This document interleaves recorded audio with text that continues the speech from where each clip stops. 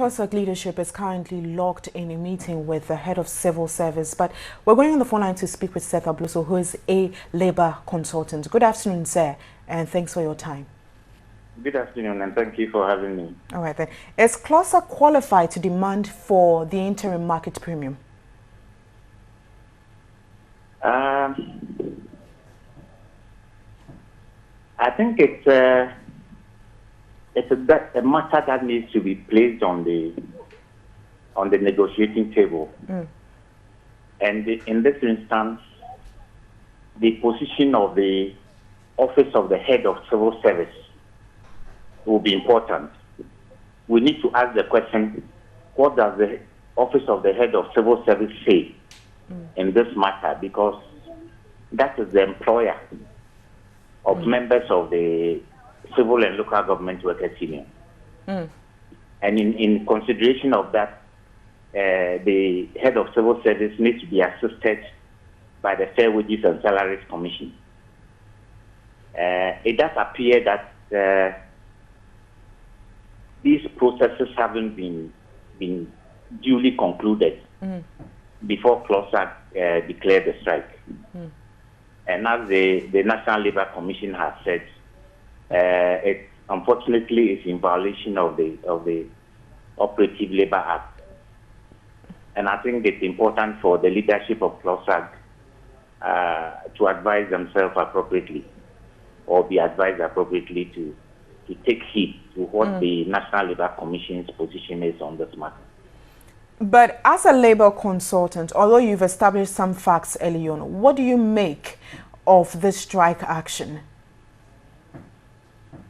Oh, clearly it's in violation of the Labour Act. In accordance with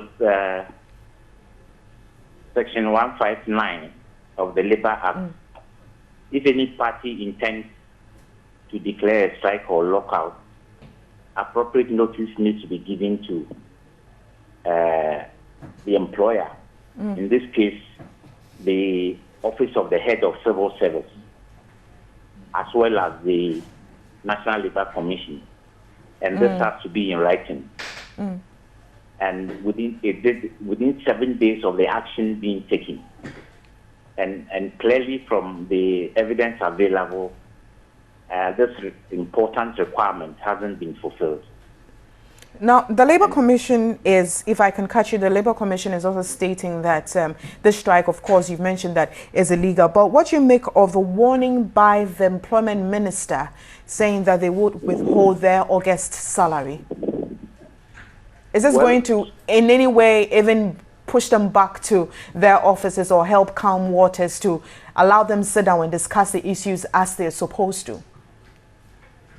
Strikes have consequences. And you employ the strike weapon to achieve an objective. But it's not without a cost. And one of the costs can be the loss of wages for the days that you stay away to achieve what you are asking for.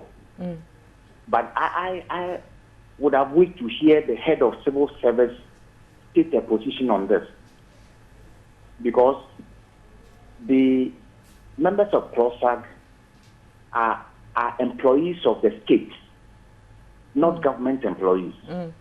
They're employees of the state, and it's important for the office of the head of civil service to state its position on their demand, as well as the